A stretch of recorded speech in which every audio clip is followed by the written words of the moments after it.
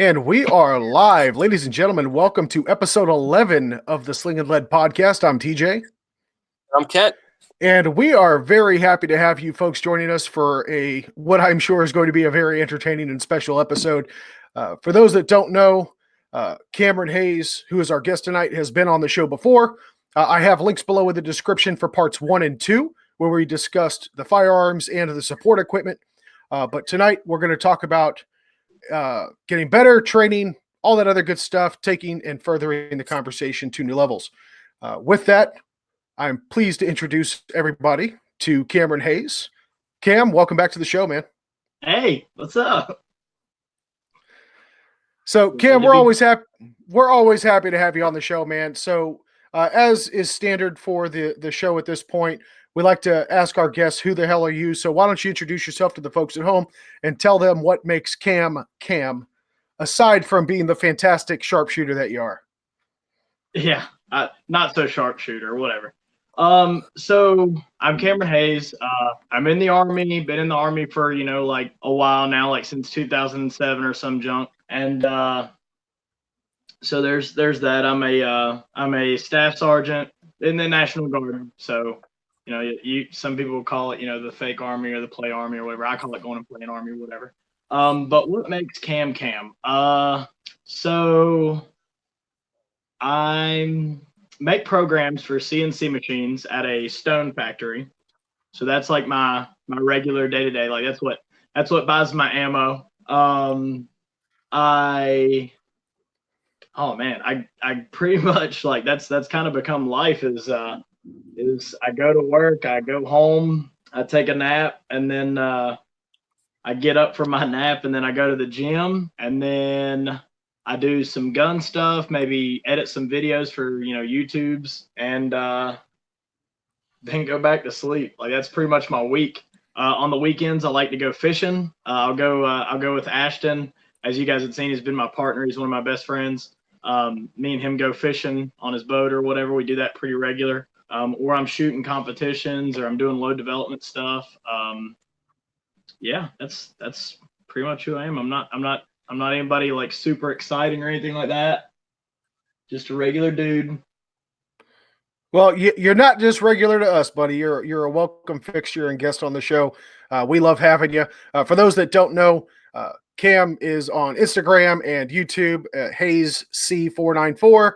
As you can see from the signage behind him, that is the official logo of the Hayes C494 channel. This guy posts some fantastic material and content, load development, shooting long range, just in general. If you want to know about it, this guy is our go-to expert for that kind of stuff. So, like I said, man, we are happy to have you. Oh, Kent, what? Mention one thing that I was gonna touch on whenever you're like, what makes Cam? And I guess it kind of like I skipped over it, but we just talked about it.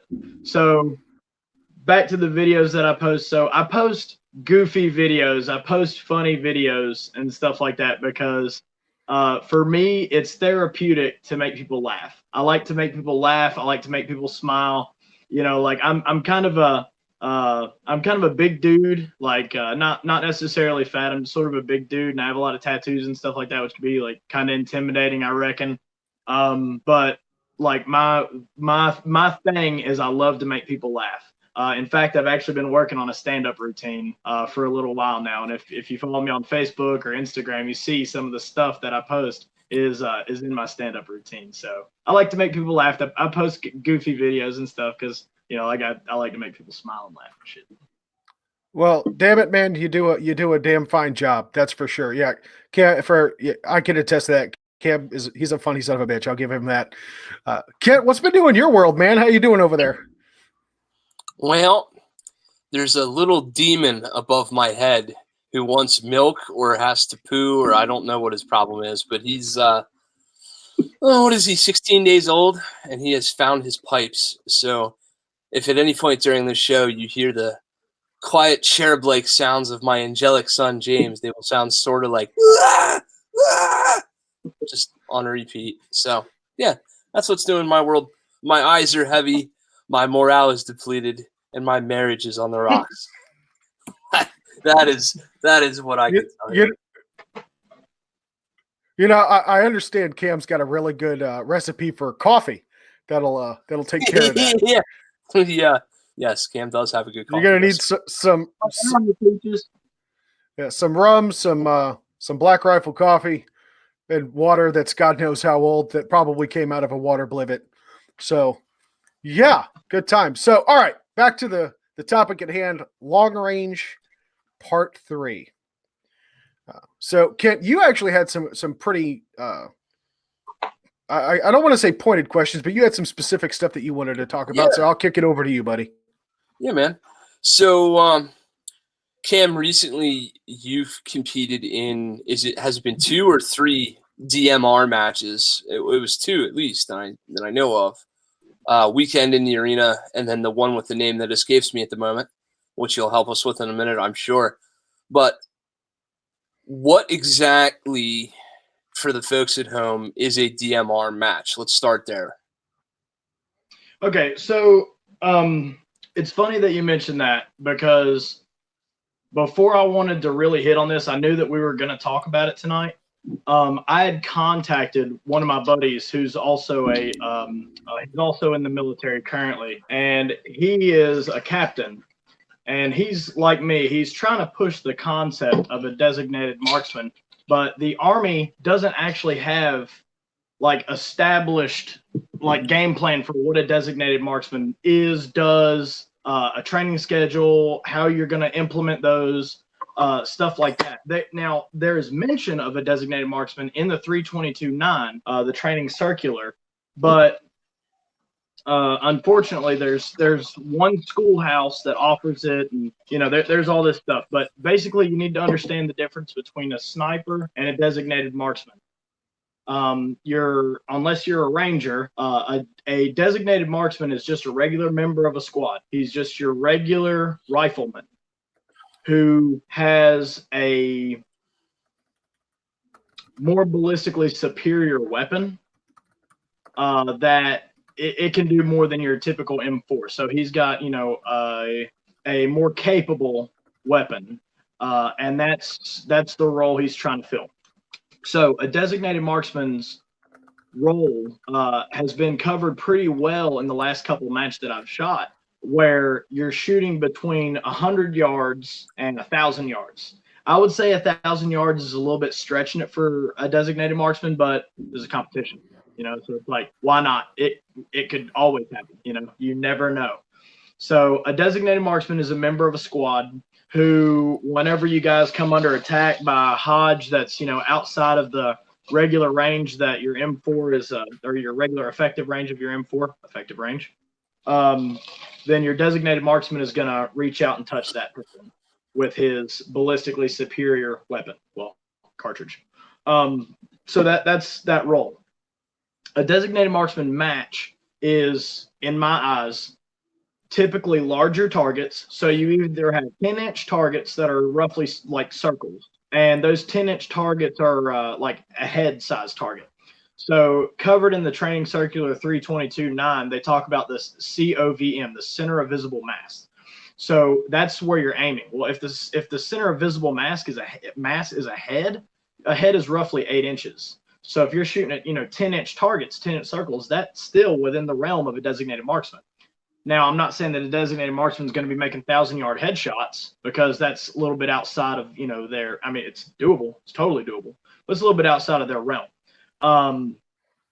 A designated marksman matches targets between like 50 yards and 800 yards, and they're usually bigger targets, and they're not necessarily camouflaged. They might be somewhat difficult to see, but they're not like camouflage target, because you're not doing counter sniper operations. That's a sniper's job.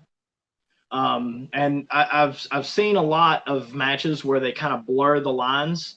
Like I had talked about before, X-Ring, I shot his match that was originally labeled a designated marksman match, and after the match, whenever they asked about critique for the match, I was the one who said this was a sniper match. This was not a designated marksman match, because one, it was a team match, so there were 2 people.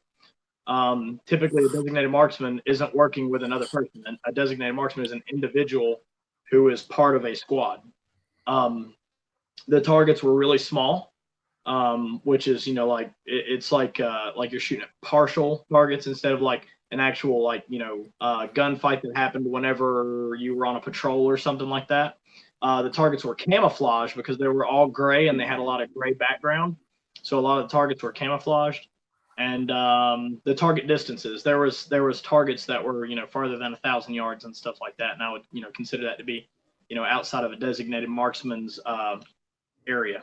So a designated marksman match would be typically larger targets, not, enormous targets, but typically larger targets. And then targets between, 50 yards and 80 yards, because that's kind of a role that you're 50 yards and 800 yards, because that's kind of a role that you're filling. A DMR is a designated marksman rifle, kind of like what I've got going on behind me right here. And there's different schools of thought for the way that a DMR should be set up.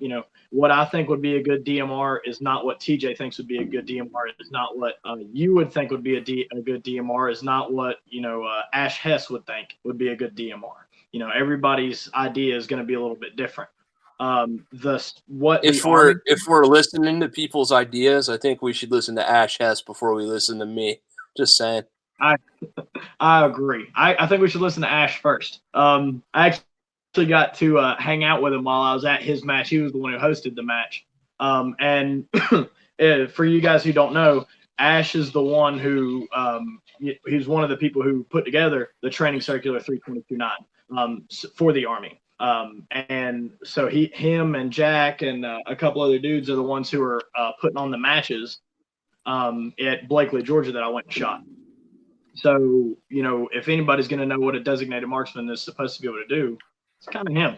So whenever he hosts these matches, I fucking love it, because the Army doesn't recognize a designated marksman as an actual job, as a role that you fill, really. So guys like me, and I'm not going to name drop because I don't know if it's okay, and some of the other dudes who I shot the match with and stuff like that, like, we've had long conversations about how the Army should use designated marksmen because they are, force multiplier. They're useful. They're super useful. Do other branches of service incorporate that? Yes, the Marine Corps. Okay. I thought that I had heard that before, but my knowledge of military stuff is pretty. You get a little gunpowder in your whiskey there, did you? That's not whiskey. That's rum. Okay, fair enough. But yeah, my knowledge base is a little limited, but I thought DMR was a job title somewhere. So apparently the Marines do it while they're chewing on their crayons. So I have one of my NCOERs. Sorry if that sounded weird. One of my NCOERs, my non-commissioned officer evaluation report, says that one of the roles that I was filling at that time was squad designated marksman. That was when I was a team leader. I was an E5. But like I said, the Army doesn't recognize that as an actual job or role that you play within a squad. So it's kind of a weird area to try to cover. And then, like I said before, the role of a designated marksman and the role of a sniper are different unless you're in a Ranger regiment. If you're attached to the 75th, they use their snipers like designated marksmen because that's the most practical application for their snipers. So there's discrepancies with what I see that the Army does as far as that. But I mean, I'm in my 1-year window, so whatever. So the matches that you attended, Snipers Unknown and the Weekend in the Arena, were they similar in design, layout? What No. were differences? What was? No, they were not. It was, so these were like, I'm not going to say that they are the best as far as like the way they were set up or whatever. because then that would be, disingenuous. I haven't shot every single sniper match. I haven't shot every single designated marksman match or anything like that. But the Snipers Unknown was appropriately named. It was definitely a sniper type match. Hell, there was even stages where you had to stay concealed, where you had to fire from cover, you had to fire from a hide. Actually, there was more than one. There was a stage where you couldn't put your weapon through the window. You had to fire from back inside of the room. And if you went outside the window, you had to go back out of the building, go touch where you started at the pistol part, and run back. So, and then I think that's another point to touch on. For a sniper match, you're almost always going to have pistol stuff.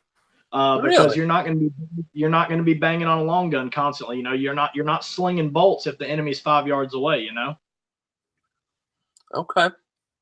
So you're gonna have a pistol in a sniper match. Like that's just the way it is. And then like for the designated marksman match, it's based around like a designated marksman. Whereas if you were a designated marksman in a squad, and you were carrying that and only that, just your designated marksman rifle, that's what you're fighting with. You might not be issued a pistol also. I can't tell you how many times I've only been issued, like just a saw or just an M4 or just an M16 or just an M14, or just an M110. Like that's all I was issued. I didn't get a pistol also. And then there was also times whenever I had an M4 and an M9 and a 320, so like just depends on how stacked they wanted me to be, Interesting. But back to your question, the way that they set up those matches was absolutely name appropriate. The weekend in the arena was a designated marksman match because the guys who wrote the damn book and they work for Knight's Armament Company.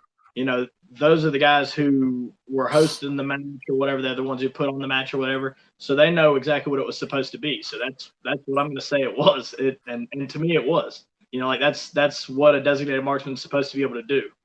I wish that the Army would send soldiers out there and like let soldiers shoot matches like that so that they could see how practical that could be, how it could be useful. And then for the sniper matches and stuff, there are units that send soldiers to go shoot the sniper matches, but they don't send soldiers to shoot designated marksman matches. Like what's up? Interesting. Well, I mean, to be fair on this one, I will attest that the wheels of military development when it comes to their training doctrine do turn slowly, but they do turn.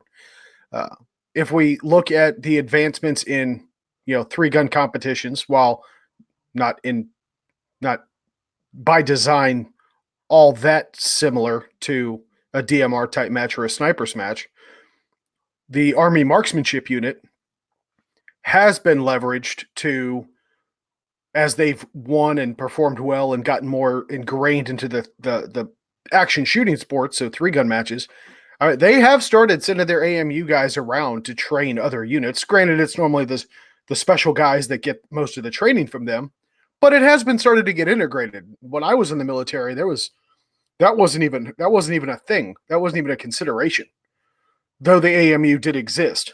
So, I mean, there's still hope, bud. Still hope. Hopefully they get it started before I get out. Actually, it's funny that you mentioned the AMU. I run into the same AMU guys over and over and over at these matches, and they're awesome. So like they keep wanting to squad with me. I think they might think I'm cool or something. I think they're cool. Like they're pretty cool dudes. So we squad together and we bullshit throughout the match. Like for me, there's believe it or not, I don't take matches very seriously either. So like, a lot of shocking. You're not taking something seriously. But like whenever I go shoot matches, like it drives me crazy to see people like straight faced and like they just, like I get it. I understand that mindset, but this isn't really a training tool for me anymore. Not like it used to be. Like this is fun for me. Like this is I'm going out to have a good time. I have fun at these matches, And then whenever I win shit, I'm like, yes, like at the Snipers Unknown.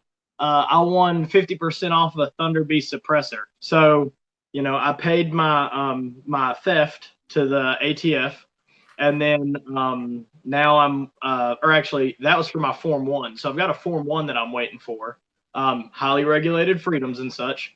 And then I'm waiting on Thunder Beast to get an Ultra 9 for me because they're out of stock until April. So I might see my Thunder Beast by 2022. Yeah. Well, just to keep stuffing the pipe dream of hope, I have actually seen recently some Form 4 suppressors come back within 90 days. Yep. That's bad. Now, there are still some that are taking up to a year, to your point, but I've got a suppressor myself in ATF jail, and I went in to go talk to the guy behind the counter just to kind of catch up, and he gleefully reported that, hey, I actually got some Form 4s back in 90 days. I was like, holy shit, there's hope. I might get it by hunting season. We'll see what happens. Fingers crossed. People kept telling me that while I'm waiting on my my Thunder Beast suppressor, they were like, just do a Form 1 and make your own suppressor and run that until your Thunder Beast is, ready or whatever. And I was like, okay, yeah, that sounds like a great idea. And at first I was like, it sounds like a great idea, but it's probably not. And then the more people who I talked to, I found out that they're getting their Form 1s back in like a month. And I was like, yeah, maybe I'll do a Form 1 then. Mm-hmm. So I did a Form 1 like 2 weeks ago. We'll see how it works out. And for the folks playing the home game, if you're not sure what we're talking about for Form 4, Form 1, those are ATF forms for the National Firearms Act type stuff. We'll have a whole separate show on that. So just stay tuned. We'll get around to that topic, I promise. The presses are more civilized. Yes. So talk to me about the gear you ran at this. Let's go first the weekend in the arena. What'd you take? Okay, so weekend in the arena. All right, so I told you that I would talk about LPVOs briefly. Yes. So what I ran, let me talk about the divisions first. So there were 3 divisions that you could compete in, and unfortunately they're changing these divisions, which it's driving me a little bit crazy because I was really hoping that they would keep the divisions the same. So they had 3 divisions. It was general purpose, practical precision, and open division. So we all know open division is always kind of a free for all. It's like you do you, boo boo, is open division. So yeah, run what you want in open division. In any division, there was no caliber restriction, no chambering restriction. So didn't matter what chambering you were running, as long as you fit within the criteria, you were still good. So general purpose was you had to have between a 1 and 8 or less. It had to have less than 8 magnification. So an LPVO, no caliber restriction or anything like that. And I think the barrel had to be shorter than 20 or 18 inches. I can't remember what it was. But it was like your barrel had to be shorter than 18 or 20 inches, and you had to have a 1 to 8 on it. And that was it. That was general purpose division. And you dudes are, just so we're clear, you dudes are making hits at 8.5 and 1,000 in a match setting? Yeah. Dude, I could have the brightest, starriest, sunniest day in the world with 0 wind and get a blowjob from the sweet Mother Mary herself before shooting and be as relaxed as possible and still miss. And I mean all the misses. I mean, you want to see me, you'd be like spotting for me. You'd be like, Kent, we're on this range over here. And I'd be like, no, we're good, I think. That's amazing, man. You just need Jesus is what it is. You need so there was a division where people were shooting 1 to 8s, 1 to 6s, 8s. Lol, been drinking. There was 1 to 6s and 1 to 8s, and people were running 6.5 Grendels and 5.56s and shorty 308s with cans on them and stuff like that, and it was awesome. I was actually designing just based on that match. Because I didn't read the match description before I went and shot it. because I didn't know that I was shooting the match until last minute. I didn't know for sure that I was shooting until last minute. So this time the next match that they're doing, I was gonna design a gun around the division. So like my thought process on it was like, don't change the divisions, because like right now on quantified performance on that page, there's a lot of like, what are the divisions going to be? What are the divisions going to be? And of course, I posted some smart ass shit about there being like 30 different divisions or something like that. And, one of the divisions being like guys with beards and guys with no beards kind of stuff. And then like whenever I posted that or whatever, it was funny. But my point was, I was like, don't change the divisions, because we go to this match, we learn what this match is, we go to the next one, and we should have changed our loadout based on the former match. So like you can't change your loadout if y'all keep changing what the match, like what the match entails. So I was like, keep it the same and let the people change their shit, So anyway, general purpose division. I was actually building a gun around general purpose division, but people were saying, no, don't. They're gonna change the rules and stuff like that. So it's gonna be caliber specific, and it's gonna be this and it's gonna be that. So don't do your thing for general purpose or whatever. And I was like, damn it, because I was gonna make something for general purpose division to shoot in it. The next division up was practical precision, and that's the division that I shot in. In practical precision, again, you were not restricted by your chambering. But you had to have less than an 18 power scope. So as long as your scope was less than 18 power and your barrel was 20 inches or less, then you could shoot in practical precision. And that's the division I shot in. I shot the same gun that I shoot in all my matches. I shot the Jackhammer, which is a 20-inch 5.56 with a 4-14. And I shoot my hand loads through it usually.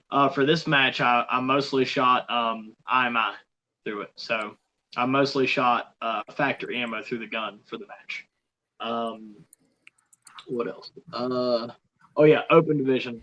Open division again was just a free for all. So it was just kind of, if you had, it didn't matter what your barrel length was, and it doesn't matter what magnification your scope is. Open division. Like that was pretty much the only advantage that you could have had in open division, because it wasn't, chambering restricted. So it was just, you could have a longer barrel than everybody else, and you could have higher magnification optic than everybody else. Yeah. That's incredible. So what you've got me thinking about is the potential for my setup that I'm just not, I'm clearly not squeezing out of. I've got a 16-inch Daniel Defense up there with a 1-6 on it, and I think of that as a 300-yard rifle. And you guys are banging at 1,000 with, 2 more power magnification than I am. And, I got to stretch that gun out a little bit is the bottom line. People are doing it with 6 power too. Yeah, that's what I mean. Yeah. That Vortex Razor I just put on that gun with a 1-6 might be a little more capable than I think it is, at least in somebody's hands. I don't know about my blind ass, but somebody can hit something with it. It's all in the math. It's all in the what? All in the math. It's all in the math. Oh yeah, well you see that's strike 2. You're right too. That's just, there's a reason we host a podcast, Kent. Neither of us are good at math. Yeah. No. So in a setting like this, what's the level of like Stephen Hawking math that is going on? Y'all have protractors and tangents and whiteboard and beautiful mind stuff going on, or dudes are just rolling out a ballistics app and going click, click, click, boom. What are we looking at? So for this match, for the weekend in the arena, there was no real like beautiful mind stuff going on. It was just like there was a lot of the wind is blowing you way the fuck off target kind of stuff. Like we were like the 800-yard targets that I was shooting at or whatever, I was having to hold like 3 mils for wind. So like, and that at that point, like we couldn't really tell what the wind was doing. We were just like, man, this is blowing real goddamn hard. So So like basically you just shoot at the target, you see where your bullet impacts, and you go, all right, Dan, and then you just make your adjustment, then you send it again and hope for the best. And the wind was so like swirly and it was changing direction and stuff like that. So there's no, and they give you the target distances before you shoot it. So no beautiful mind stuff going on here. However, at Snipers Unknown, you had to laser your own targets.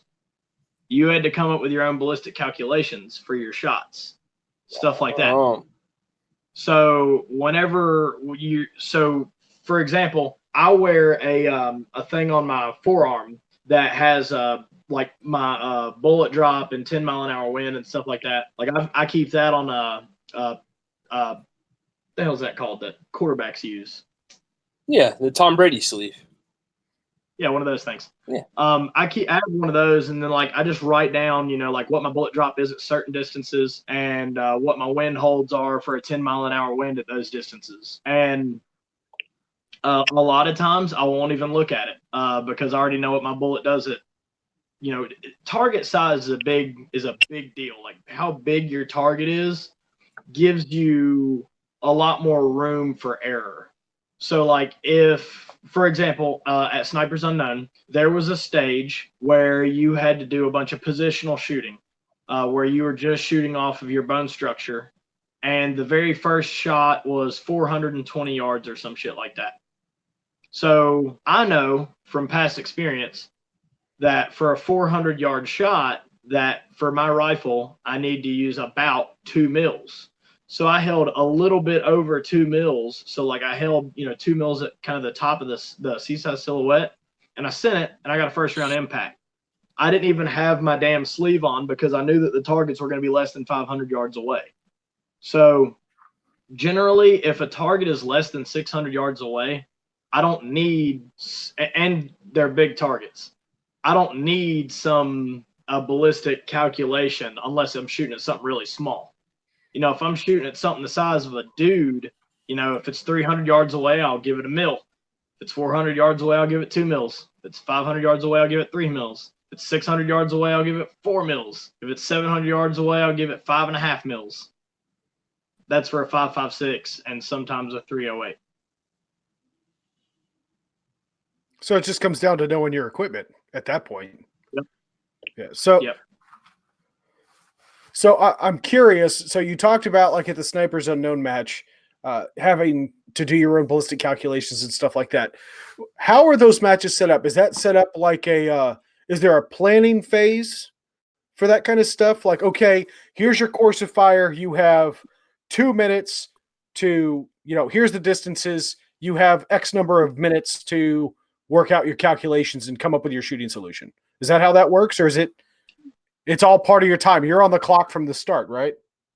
Yeah. So like the par times, and Ash Hess actually just released a video about this. The par times at the Weekend in the Arena, the designated marksman match, were a lot shorter. The par times were like 90 seconds, I want to say. So you had 90-second par times. So, but you were given your target distances. So it was just, hot, nasty speed. Whenever we went to Snipers Unknown, your par time is 5 minutes. So you basically what they would give you at Snipers Unknown is they would say, okay, you have to get in the back of this truck and you have to find your targets. You have to identify your targets. You have to tell us which target you're about to shoot at. You or your partner has to laser your target. You have to come up with your ballistic calculation, and you have to hit your target. So you have to do all of that on the clock. Okay. So luckily, I've been fortunate enough to where I've never had a shitty partner. I shoot for aerodynamics a lot of times.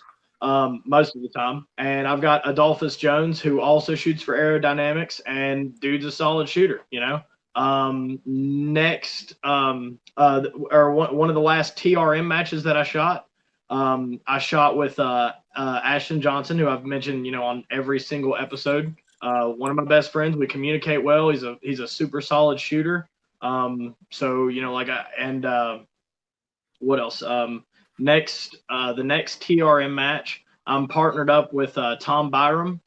He's a super awesome dude. He's a phenomenal shooter. He actually just got back from Ireland where he was shooting the Guardian match in Ireland, and he's going to be my partner for the next TRM match. So, I've been fortunate enough to just to always be with a super solid shooter.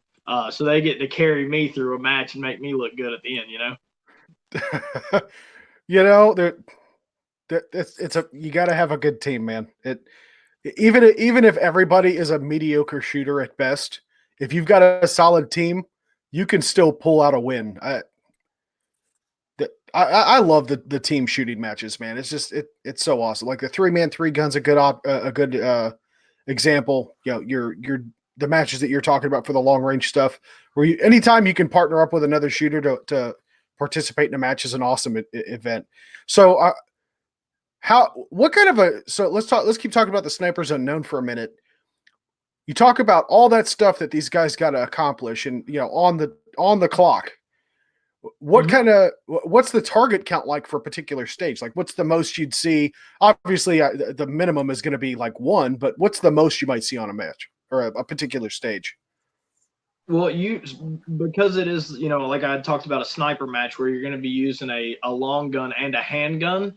There's typically like roughly 5 rifle targets, and then there's usually like 5 pistol targets. So like you engage your pistol targets or whatever usually at the beginning of a stage, which is the way they did it at Snipers Unknown just for safety reasons. So you engage your pistol targets and then you go onto your long gun. And then, I don't think there was a stage that had more than 5. Don't quote me on that, but I don't think there was a stage that had more than 5 rifle targets.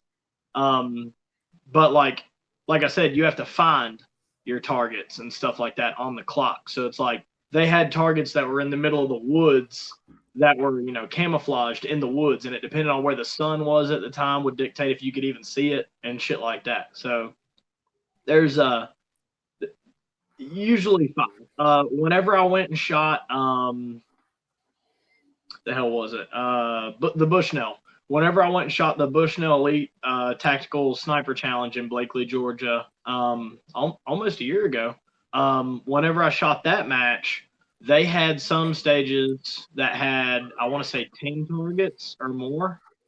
So, it just depends. That's awesome. So, okay, now how would that differ from, like, say, the DRM match?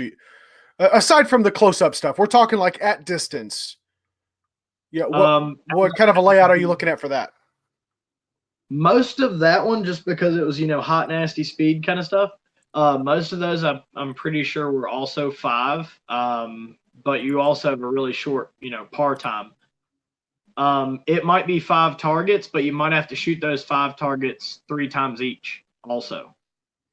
So, like, for example, there was one stage where you had to go 1, 2, 3, 4, 5, change positions. So you had to go shoot from a different position. 1, 2, 3, 4, 5, change positions. 1, 2, 3, 4, 5. You had a 90-second par time. And the targets were all like 200 yards away. So, and one of the targets was a 10-inch plate. And then the rest of them that were partially obscured.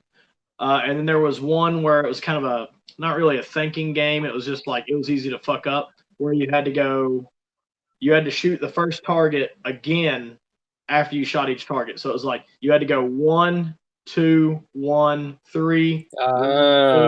Yep. 5, 1, 4, 1, 3, 1, 2, 1. That's the ladder drill with pistol. Yeah. Yeah. I like that drill.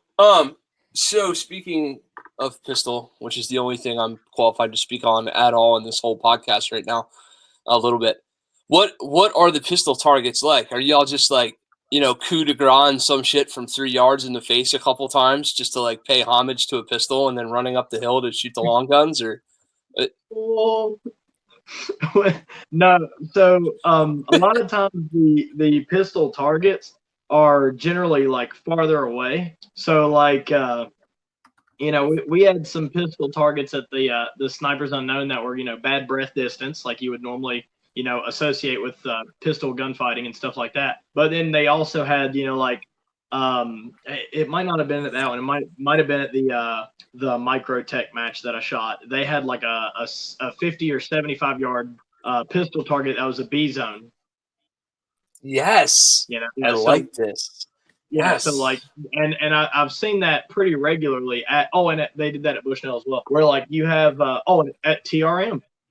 At TRM, you know, you might have a 50-yard pistol shot where you're not just shooting your pistol 50 yards. You have to shoot what's it called? One of the spinners. You have to shoot a spinner with your pistol. You have to set the spinner with you and your partner at 50 yards. I like this. All right, Yeah. so here's the plan. I'll be your partner, and I'll tell you when you're missing, and I'll shoot the pistol. That sounds like I mean, that's fine. And going back to the past where we talked about having a solid team, but inevitably someone's going to carry more weight than everyone else. Yeah. When I'm on the team, there's a lot of weight to carry. I know that.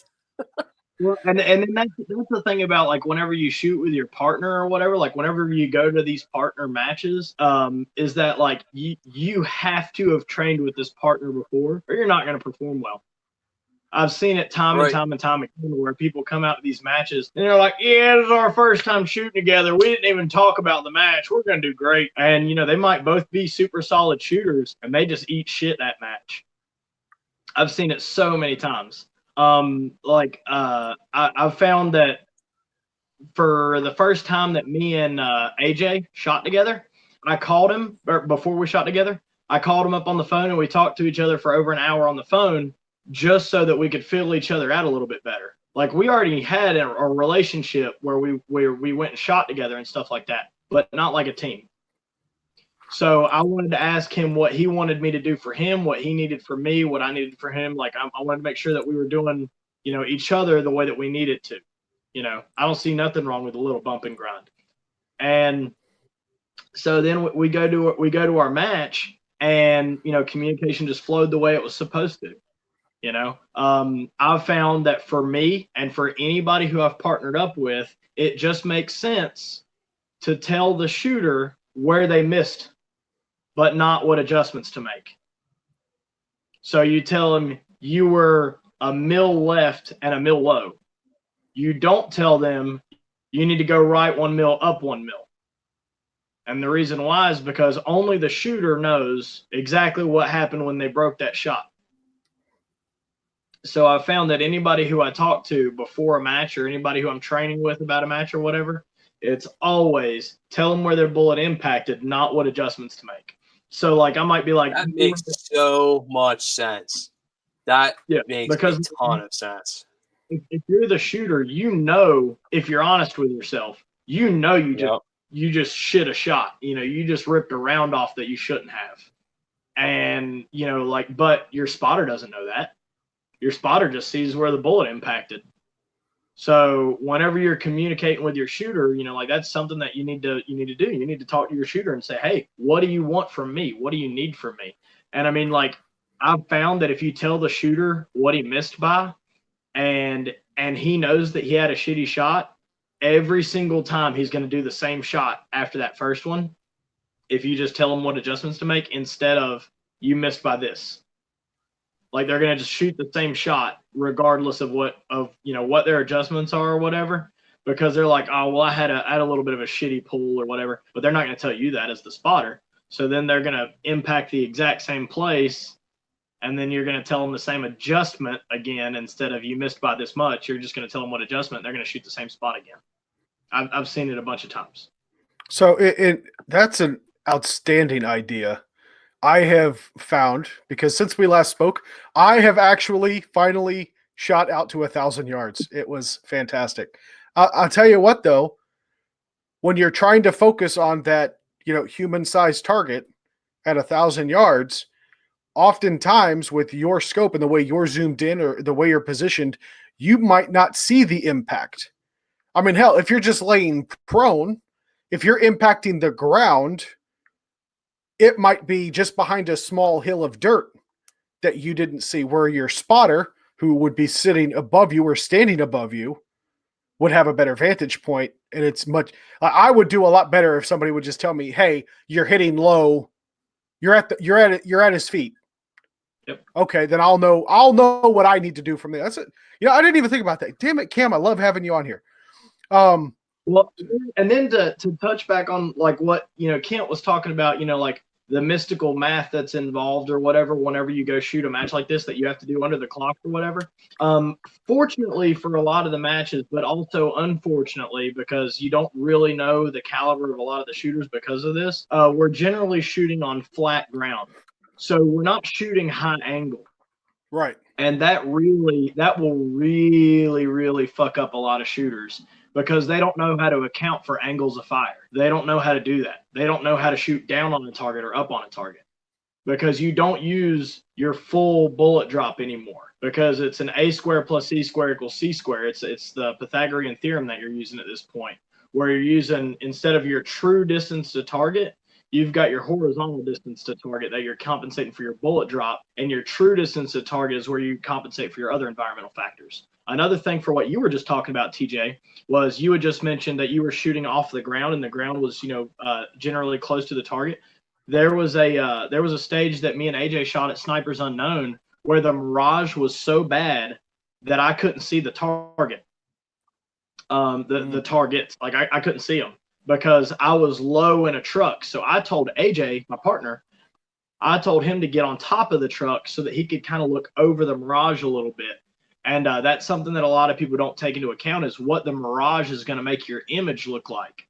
So if you have mirage and wind, so if you've got mirage that looks like this in your scope, you're having to account for wind, but you're also going to have to account for a target shift because now you're not looking at the target here. You're looking at a distorted image of your target up here. Your target's actually right here, but it looks like it's right here because the mirage is pushing that image. Yeah, I'm probably making up words here, but it's kind of a prism effect or a prismatic type view. Like when you're looking down in a tub or a bucket of water and you put a stick or your hand in it, it looks like your hand or the stick bends or breaks into a certain direction.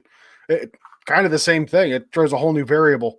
So you mentioned redneck science. You can't go wrong with a bucket of water if that's how they read temperature for the Earth, 150 years ago, and now we have global warming. Imagine that. Al Gore. Yep, buckets of water and rocks. That's all it was.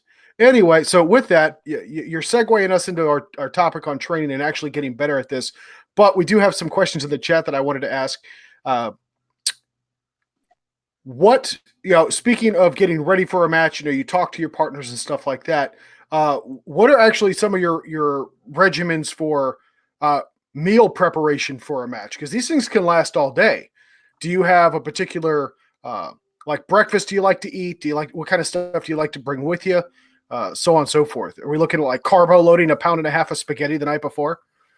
Okay, so for a precision rifle match, and most people don't consider this, you don't want to be overly caffeinated for the match because then you're going to get the shakes. You also don't want to be hungry for the match because then you're going to get the shakes. Also, whenever your body becomes fatigued, you're not gonna function properly. So I had a conversation with Todd Van Langen. He's a former Special Forces warrant officer, killed more people than the fucking plague. Just a fucking badass, awesome dude. He was talking about. Like I was telling him, I was like, yeah, I bought a camper so that I can go shoot competitions or whatever. I know I'm a pussy because I'm not sleeping in the fucking dirt like the infantry and whatever's. And I was like, I'm not an 18, 19-year-old soldier anymore. I'm not doing that shit. And Todd was just like, no, I get it. And he was like, if you're paying to go shoot this match. And if you're uncomfortable the night before the match or you don't get a good night's rest or whatever, you're not going to perform. So you just wasted your money to shoot this match. And I was like, damn, he's smart. That's why he was a warrant officer. Yeah, so that was kind of a thing right there is, like I have my camper that I can take out to matches with me and I can park it on site. And, I've got foods in there or whatever. I make my coffee in there. Not quite the same way, but similar. And I do my prep. Some people would say that I'm kind of a hermit at some of the matches because after the match is over, I go back to my little dome, my casa, and I go in there and I do match prep for the next day. So like, because it's a priority, I'm there for a match. So the first thing I want to do is I'm going to go ahead and take everything out of my bag I don't need, like my empty brass because I save brass and stuff like that. My brass, things that I found that I didn't need throughout the day, I'm taking that out of my bag, and things that I wish that I did have, I'm putting in my bag. Or I'm restocking ammo or whatever I'm doing. So like that's a priority. After I get done with that, and after I take my shower, and everything's ready to go for the next day, then I'll go be sociable. Makes sense.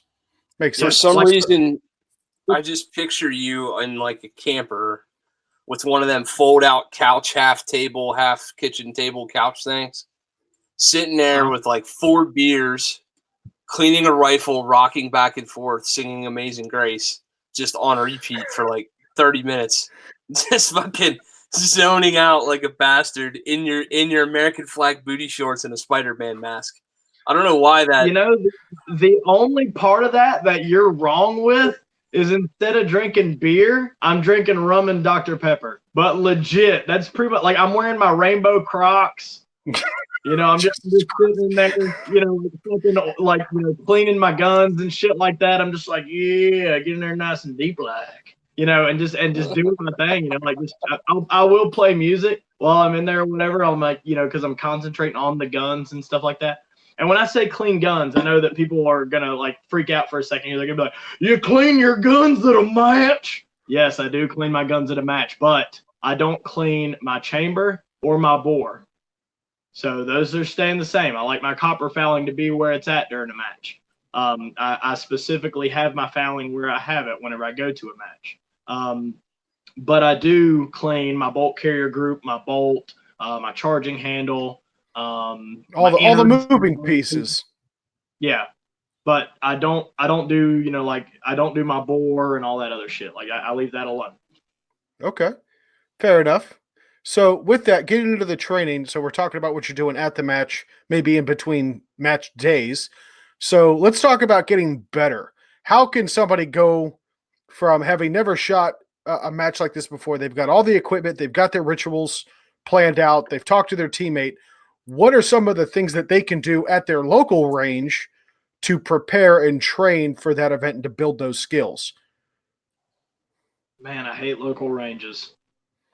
I'm finding more and more often that local ranges just don't really have what I need.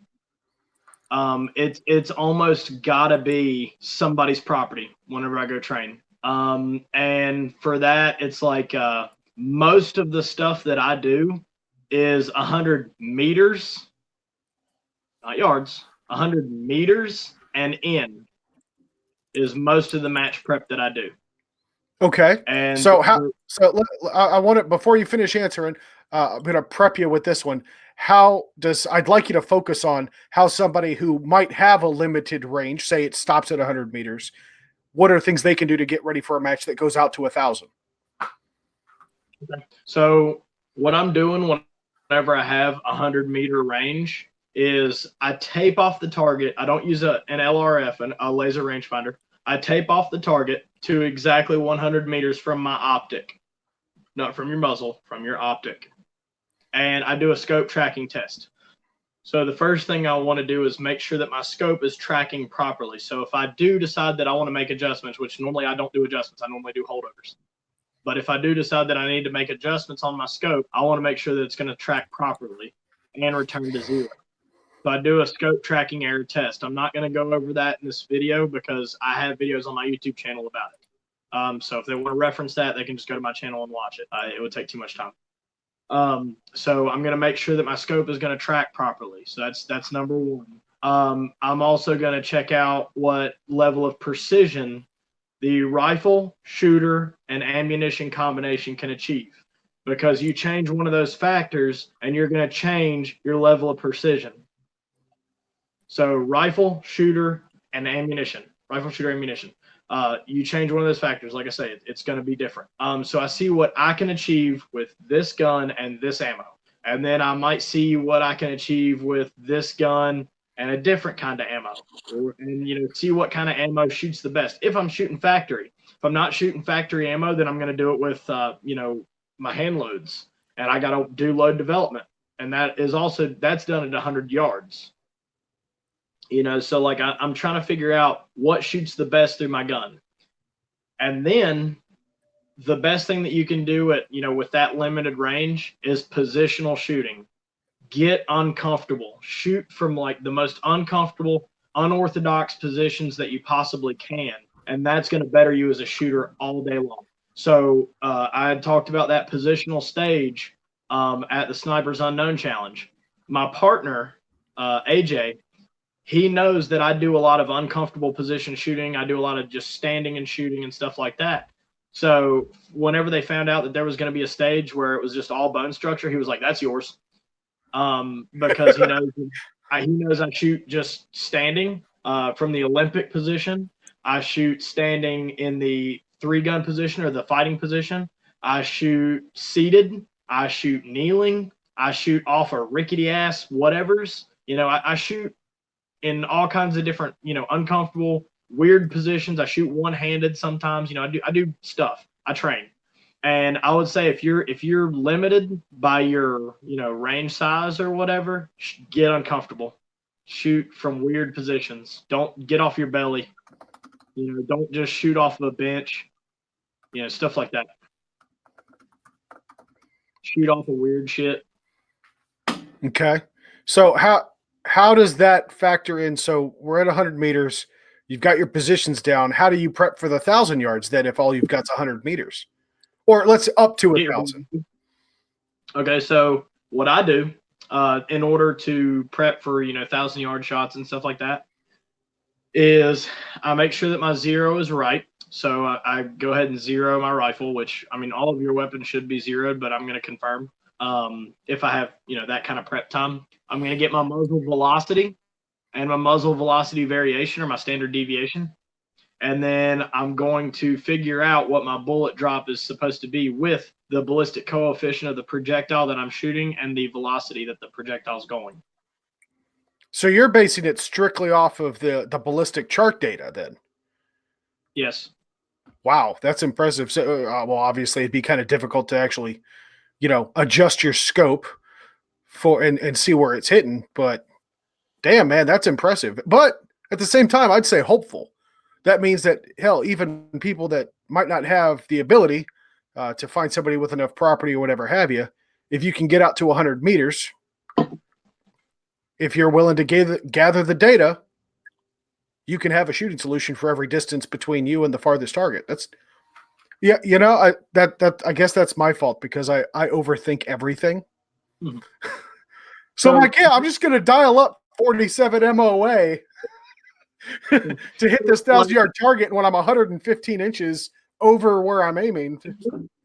I was having a conversation with somebody recently about how unimpressed I am with people who make 1-mile shots. And they're like, but they made a 1-mile shot. And I'm like, yeah, a lot of people do it. It's not unheard of. It happens all the time. Well, he made a 1-mile shot with his 5.56. Yeah, it took him 50 rounds to do it. Stuff like that. But what really unimpresses me about the 1-mile shots that I usually see, not always, because sometimes they do just blow my fucking hair back, is they're shooting at something the size of a goddamn house or a car or a door. They're shooting at a target that's enormous. So there's a lot of room for error there. Like, don't get me wrong, it's still 1,760 yards that they're shooting at. And, you have to have good glass, good ammo, good gat to do it. But at the same time, you're shooting at something that's huge. I've made pistol shots that were 500 yards, but I was shooting it at a car-sized target. So, right. and I still didn't get a first-round impact, So, we shoot pistols, 300 yards pretty regularly at TRM. Like, we'll just go out there and just fuck around with our pistols and we'll shoot them at the 300-yard IPSC or whatever. And, we get impacts pretty regular out there. But at the same time, we're shooting at an IPSC. We're not shooting at a head, at 300 yards. Fun history lesson here. When I was during my days behind the counter at a gun store, we had a 100-yard indoor rifle bay. And damn, really? Yep, three lanes, 100 yards indoors. And on Friday nights, whenever we were closing down, we'd take some 2-liter bottles, set them out at the 100-yard line, and the first one to hit it with their pistol didn't have to buy beer that night. I bought a lot of beer. I didn't. I was waiting for that. All the beer. Yeah. That was back in the day. Look, I've hit the bottle, but I was never the first one to hit it. Okay. That was back in the days before support hand picky pressure and red dots. It's okay. He was teacup. It's fine. He was teacupping the whole time, so it's all good. Yeah, it's fine. Oh, hey, no, he wasn't. Well, I guess. Yeah, well, yeah. You got it. It's a support hand. You support the hand, right? Absolutely.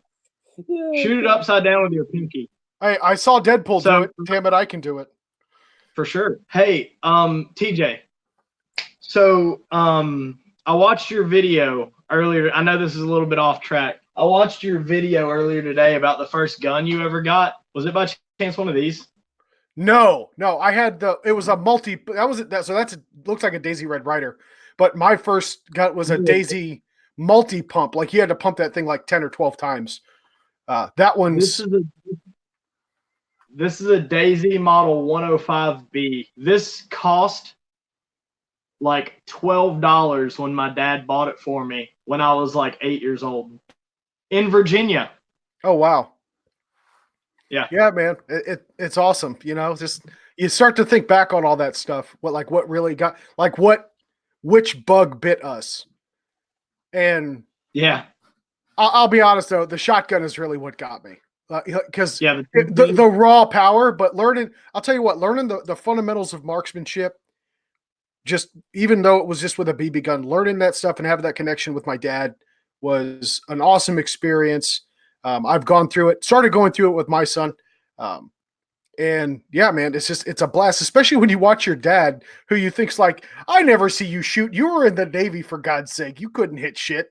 And then he blasts a micro machine at like 15 yards off the top of a soda can with a BB gun. You're like, holy shit. Yeah, my dad bought me that BB gun when I was like, I think I was 8 years old. He bought me that BB gun. That's the first BB gun I ever had. That's awesome. I actually still have mine. I think it's at Dad's house too. But yeah, it's awesome, man. That's really cool that you have that. Yeah. Whenever you said that you had, it was a Daisy pump, I thought you meant a single pump, which was one of those. No, this was one of the newer ones after the Red Ryder. So it was a multi-pump. I remember my brother and I would sit there and like try to pump it up like 100 times just to see, and we just like, more air equals more power, we could get this thing really shooting like a real gun, and it never happened. I was out in the yard. I remember whenever I was a kid, I had the Mossy Oak camo Daisy pump BB gun, and I was shooting pellets out of a like can. And I found out that if I pumped it 10 times, it would shoot through the can. But like if I shot like birds and squirrels and shit with it, I would only pump it once just to, like scare them off or whatever. So it would get them out of like the tomatoes and stuff that my mom was growing. So I would only pump it once, so it would just get them to fuck off. And I'd forgotten that I had already pumped it like 10 times, and I thought I was on like one pump, and I shot a bird and killed the bird, and I was just like, oh. There's just something about a hardened combat veteran who does like sniper shit, crying over an accidental killed bird. I was a kid, man. Yeah. Like still to this day, I just like I wake up in the middle of the night. Oh, that's awesome, man. That's awesome. But we got off at like 4 stations ago. The train was on a track, and now it's we're so either we're gonna we're either gonna talk about the ballistic coefficient of a BB at various pumps, or let's talk about what kind of stuff other dudes like. What did you see out there? We know what your setup was at these matches. What are you competing against? What are these guys like? What's the common? So if you're shooting IDPA or USPSA right now, you're shooting against the Walther steel frame, or you're shooting against the SIG X5 Legion. That's what you're shooting against. No Phantoms anymore?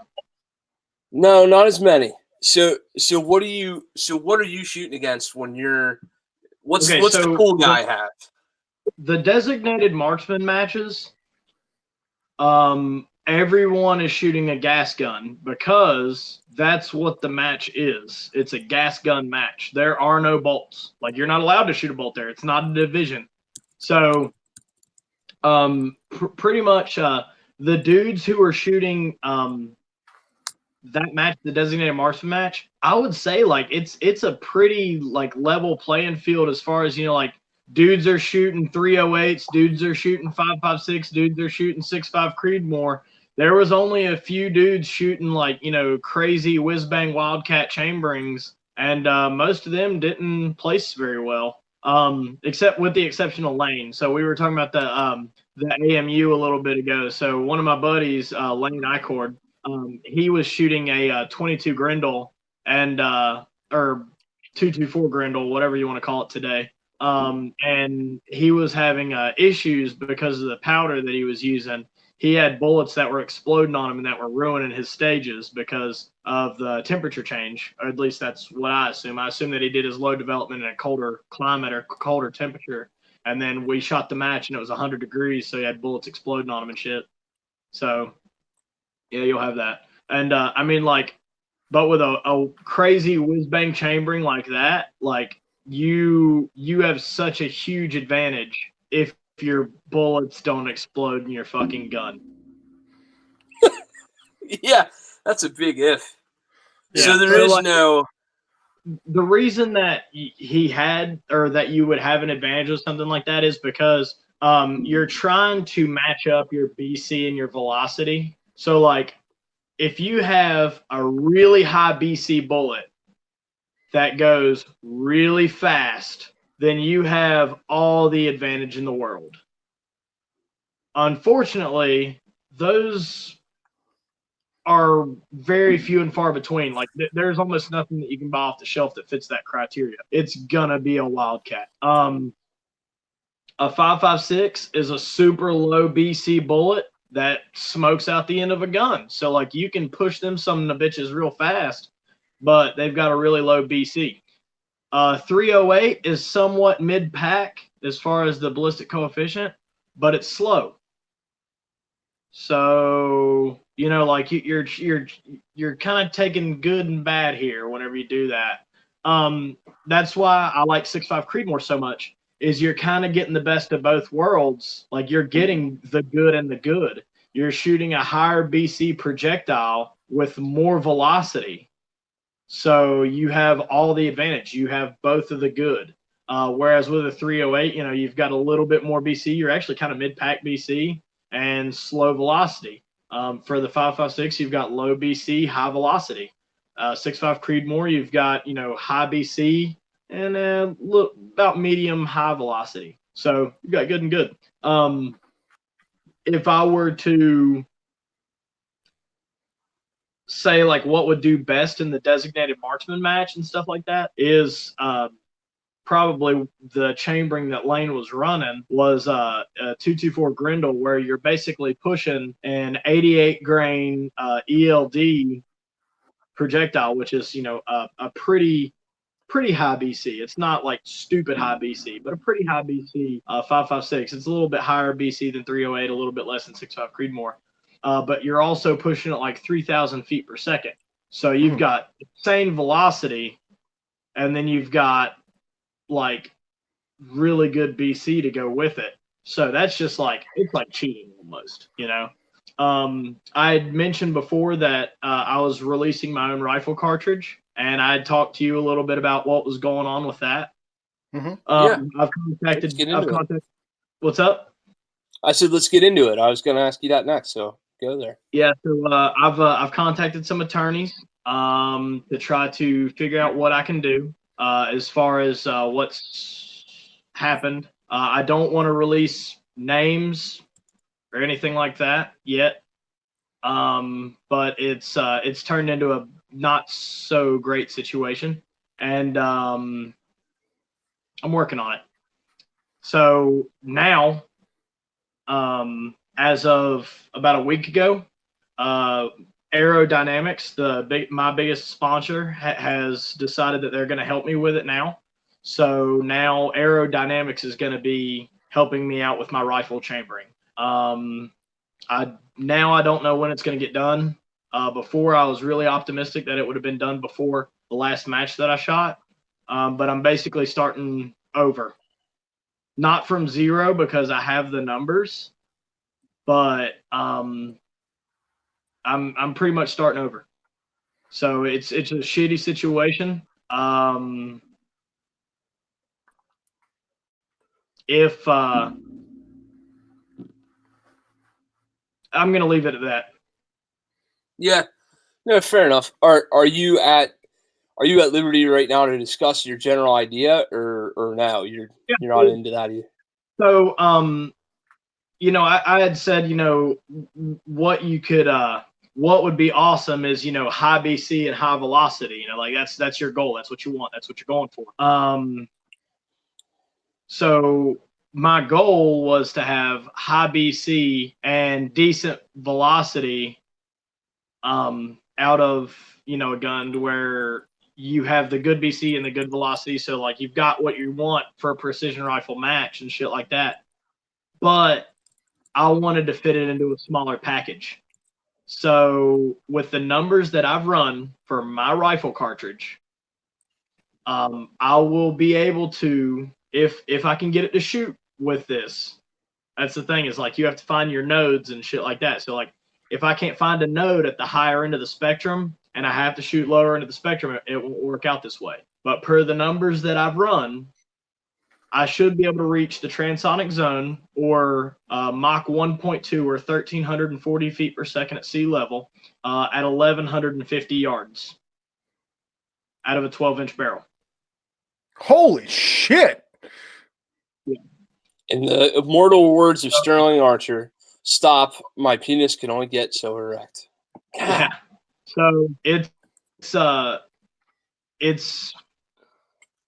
was a good idea whenever I first pushed it out, and I was trying to be really careful about the information that I gave out about it, because I didn't want it to be public information, because once it becomes public information, I can't market the idea anymore. So unfortunately, I might have to make it go public. We'll see what happens. But as of right now, those are the numbers that I'm still working with. Is, out of a 12-inch barreled gun using a certain projectile and a certain powder, you should be able to achieve 1,340 feet per second at 1,150 yards out of a 12-inch barreled gun.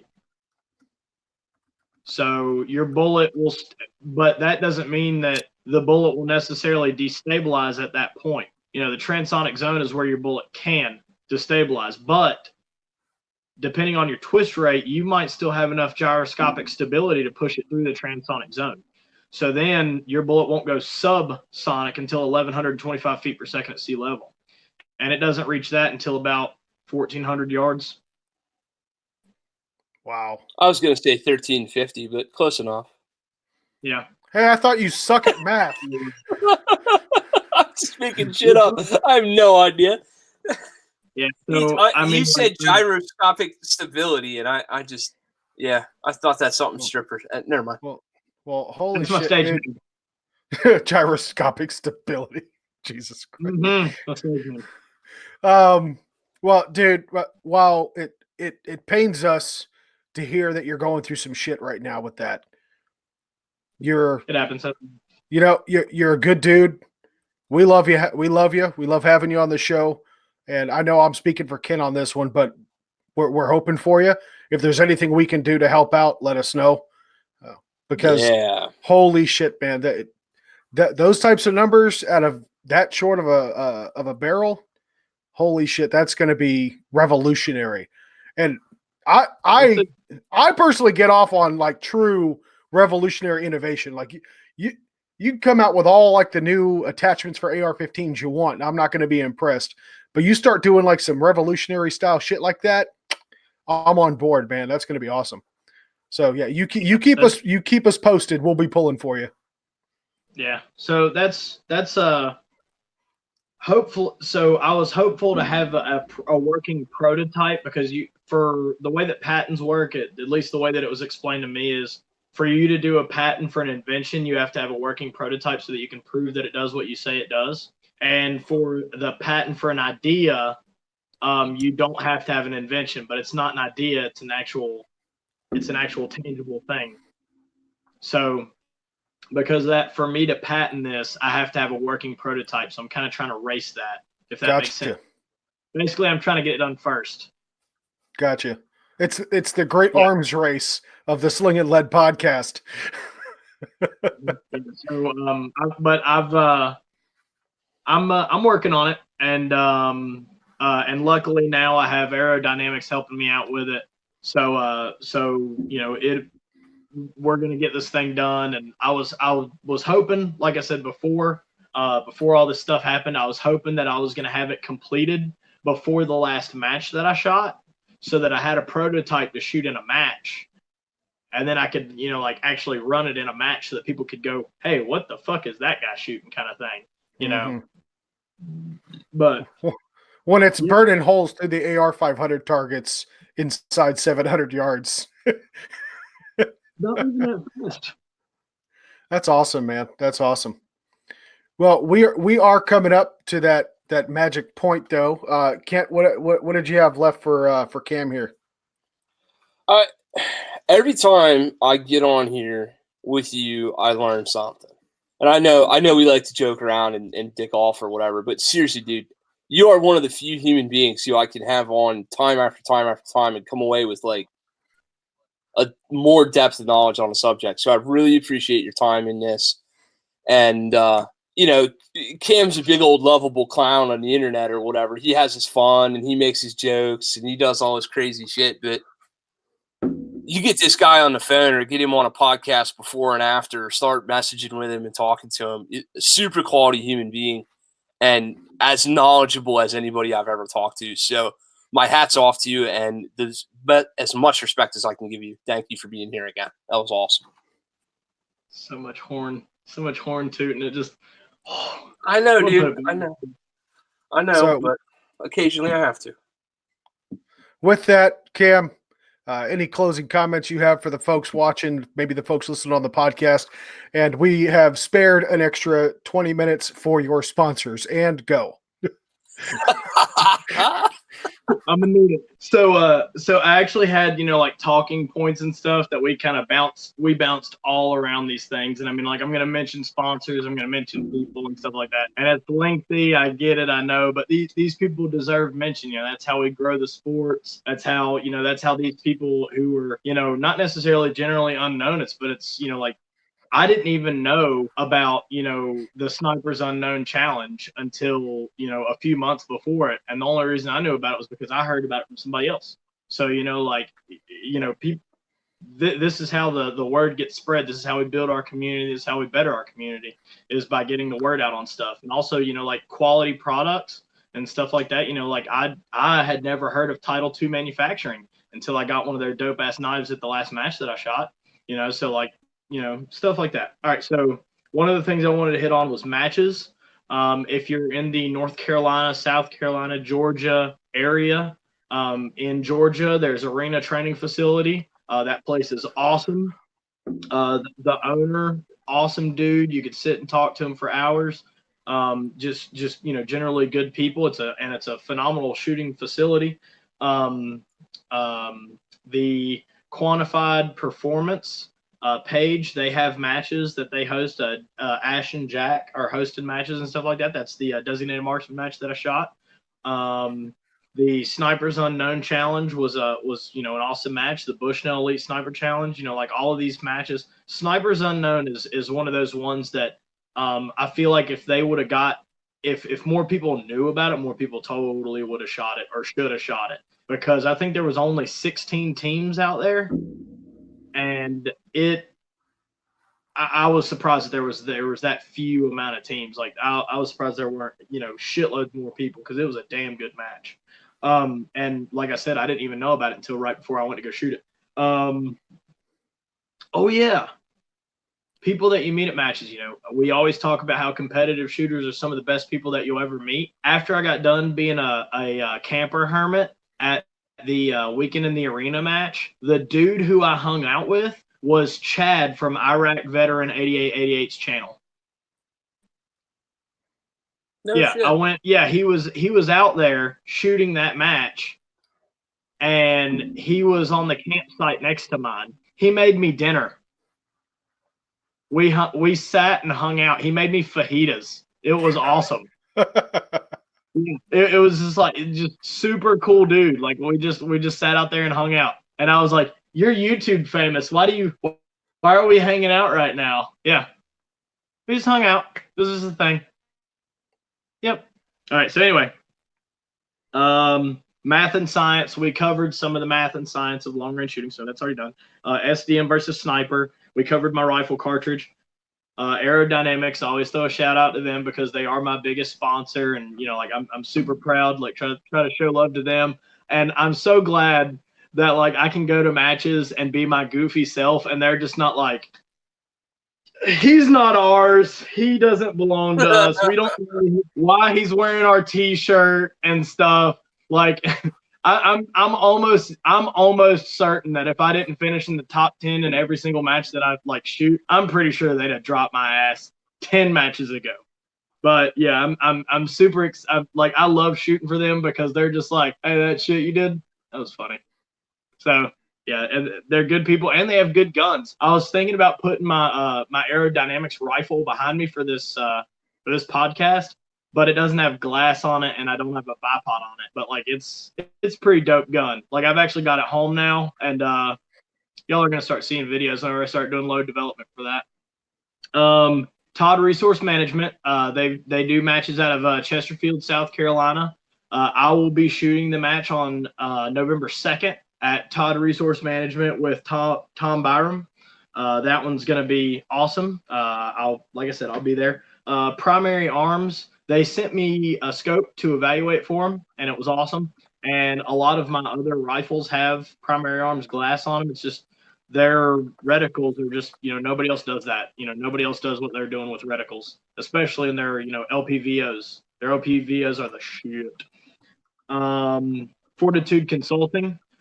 Gil Narvez's company. They're I get to go hang out while they're teaching classes and stuff like that, and kind of put in a little bit of insight every now and again whenever they talk about terminal performance of projectiles and stuff like that, and internal and external ballistics and stuff whenever they feel like doing that. And then I also get pull triggers with them whenever they're doing their carbine courses and their dot pistol courses and their regular pistol courses and stuff like that. I get to go help out.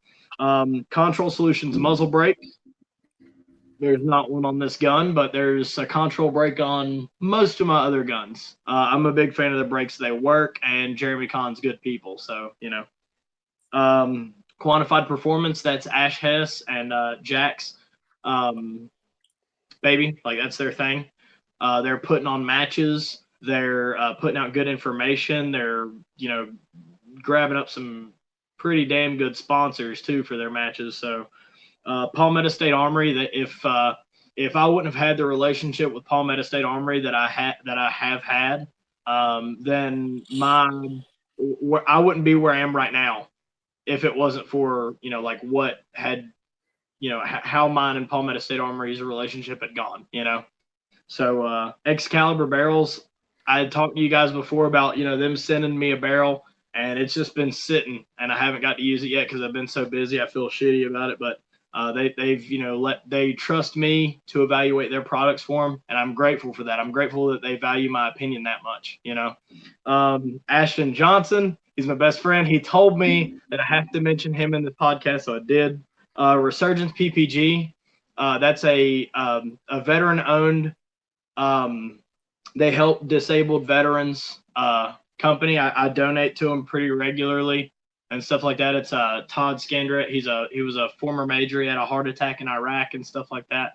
And he spends his time trying to help disabled veterans. And I don't think there's much more noble of a thing that you can really do in your spare time, you know? So he does that.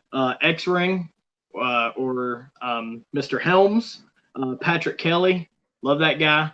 Still an awesome dude. Lead Sling'N Ginger. That guy's awesome. He makes knives and stuff, like aside from, you know, doing awesome YouTube things. Green Mountain Defense. I heard they do classes and stuff. Like, I haven't personally been to one, but I know the owner, and like I'm pretty sure that he's packing some heat. And also Coda Boy 32. I've had like phone calls with that guy. He's just like he's a cool guy to talk to. Whatever. He's good people. Amick Guns. They were the dudes who hosted the Snipers Unknown Challenge. That's like Brad Amick and dudes like that and stuff. And I've got a bunch more, but I just don't feel like reading anymore because I've been drinking. Fair enough, man. Well, Cam, as always, we love having you on the show. Thank you again for joining us. Save those notes because I'm sure that we will have you back for part 4 as we continue to discuss the challenges and, just downright good time you can have with a long range match. So I'm gonna get out and come shoot one with you at some point. I've got a lot more practice to do. So you live in Tennessee, right? I'm in Tennessee, so. Yeah, I'm not too far from you. I got family in Tennessee. I might come pay you a visit one day. Well, you got my number, brother, so you just let me know. But with that, everybody in the chat, thank you for participating. Thank you for sending in your questions. We love you. By all means, if you missed this on YouTube, you can find us on your favorite podcast player, Apple Podcast, Stitcher, Spotify, all that good stuff. Please feel free to subscribe to my personal channel, Lead Sling'N Ginger, Kent's channel, Green Mountain Defense. You can also find us on Instagram as well. And until we see each other again, God bless you all. Take care of each other and get out and shoot.